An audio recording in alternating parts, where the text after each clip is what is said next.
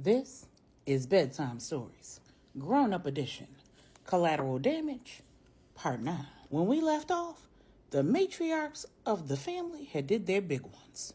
The Queen Mother had told Donovan her theory about Veronica and the children's disappearance, and MomBrenda had dragged all of Donovan's emotional skeletons out of the closet. The next morning, when Donovan woke up, he was annoyed to find that not only had he been sleeping alone, but the estate was empty.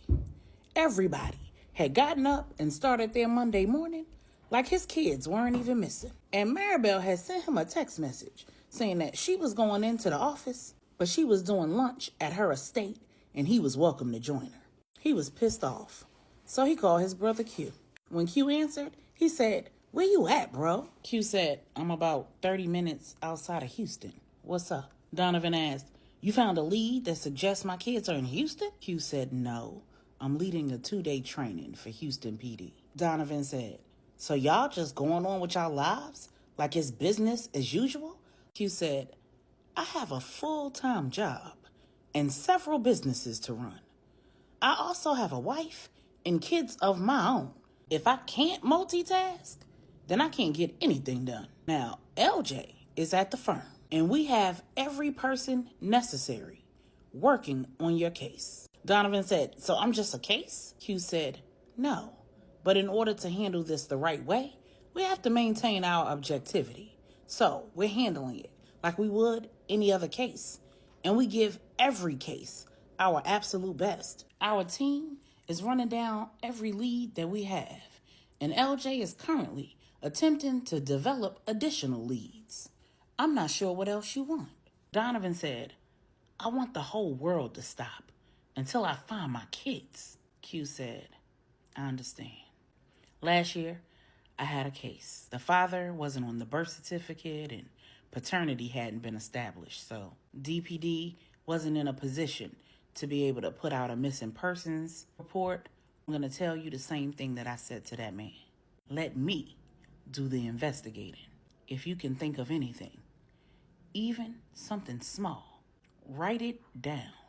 I'll call you if anything comes up, and you can call me if anything major comes to mind. But let's check in with one another once per day around 7 p.m. I'll provide you with an update, and you give me whatever you have, and I'll run it down." Donovan said, "And that worked?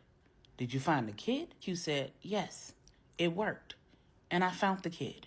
Hear me when I say, control what you can control, D. Eat, work, pray, read, hit the gym, spend time with your lady, occupy your mind and your time." When the two hung up, Donovan decided to do at least a few of the things that Q suggested. He prayed, he ate, he worked out, and then he broke into Veronica's house and searched it from top to bottom to see if he could find anything that Q might have missed. Before long, it was time for him to go and meet Maribel at her estate for lunch. After enjoying a home-prepared meal, Maribel walked Donovan through an exercise that he used to do with the Queen Mother when he was a kid and she was teaching him how to hone his skills of observation. Maribel walked him through memories of conversations that he had had with Veronica. When they were done, he'd recalled several pieces of information.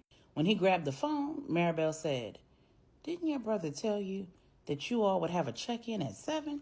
Later that night, Q and LJ had a check-in, and Q recapped the various conversations that he had with Donovan throughout the day. Q said, "LJ, I need you to talk to that man. He called me 4 times today. I almost turned my phone off.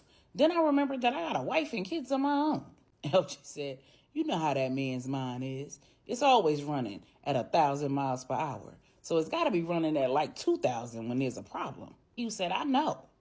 But if he doesn't get himself under control, he gonna flip out and somebody gonna get hurt. It's unreasonable for him to expect that the entire family's lives are gonna come to a complete and total stop because Veronica's missing with his kids." LJ said, "Well, I guess we better not tell him about our plans for this weekend."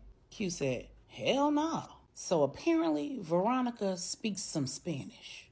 She's been to the Caribbean a few times, the Bahamas, Jamaica, the DR. LJ said, Lorenzo hasn't found any activity on her credit cards or her checking accounts. There's nothing to indicate she's traveled anywhere. Not a rental car, or airline, or bus ticket. Donovan gave her 500 G's and a cashier's check. So all Zoe can find is that it was cashed, but she didn't deposit it in any of her accounts. Q said, what about the money that Manny wired her? LJ said, that's just it.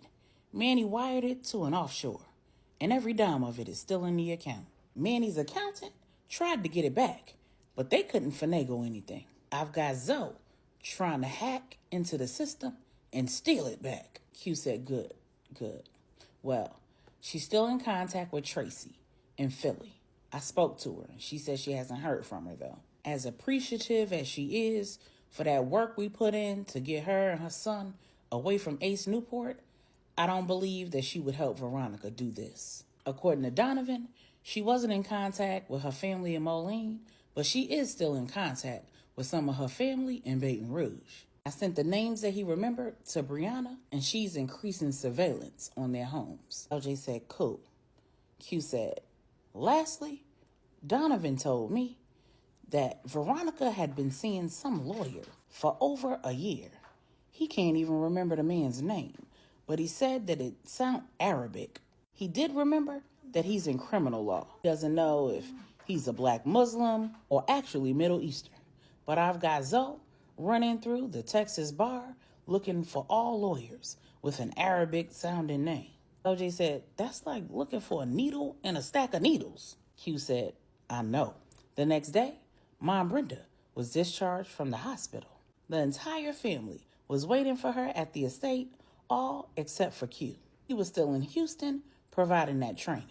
And the kids were still at school. When MomBrenda locked eyes with Stephanie, she said in her raspy voice, help me get settled, baby. When Stephanie wheeled her to her suite, LJ called Q. Q said, this better be important. I'm in the middle of teaching. LJ said, bro, Veronica isn't playing a game of cat and mouse with Donovan. She doesn't plan to ever come back or ever be found. Zoe can't get that money back. She put an international freeze on that offshore account. Q said, Jesus.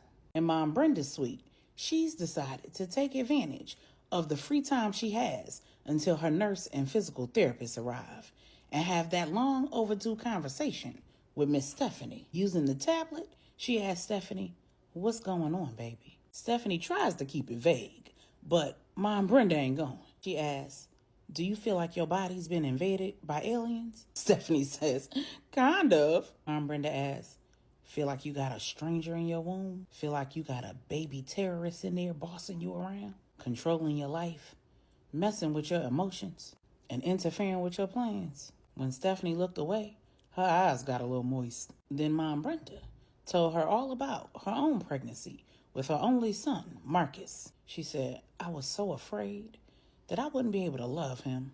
And I couldn't understand all the pregnant women who were gushing over their bellies and excited and intrigued over every little change. I felt like my body didn't even belong to me anymore, and neither it or my life would ever be the same. A tear fell from Stephanie's eyes, and she quickly wiped it away. Then MomBrenda said, I couldn't wait for it to just be over. But the problem was then I was going to have a baby. I kept thinking, I wonder if I could just sneak out of the hospital and leave that baby there, and nobody will know.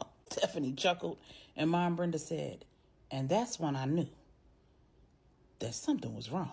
I felt all the things that you're feeling, baby. And my baby was made the old-fashioned way. You're not feeling this way because your daughter wasn't made with your egg or because she was artificially implanted in you. Stephanie said, we don't know the gender. MomBrenda said, you're having a little girl. Start calling her by her name, even if it's just in your mind. Start talking to her when you're alone. Pray for her. Understand that you are not the first and you will not be the last woman and soon-to-be mother to feel exactly how you're feeling.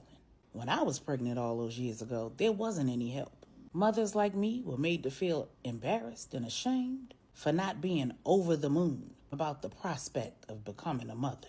How could we not be? We were married, we tried to create the babies, and we had money. People couldn't understand that it wasn't something that we were doing on purpose. We couldn't help it.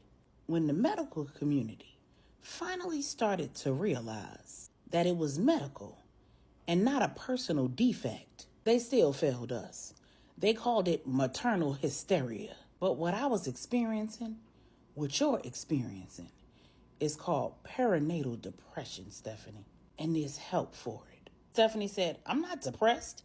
I'm actually pretty happy. I'm just frustrated with everyone judging me and trying to diagnose me. And I'm tired of Corey trying to control me. MomBrenda said, you'll be a lot less frustrated if you choose God's way instead of your own.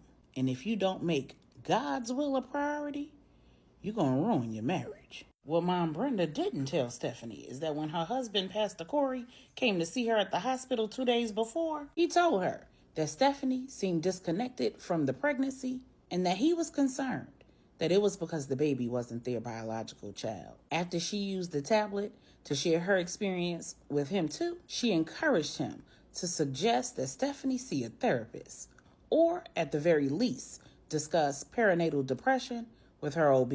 When he told her that Stephanie was against therapy and that he believed Stephanie regretted marrying him and planned to join the Lopez crime family and leave him with the baby, she asked him, how familiar are you with the minor prophets?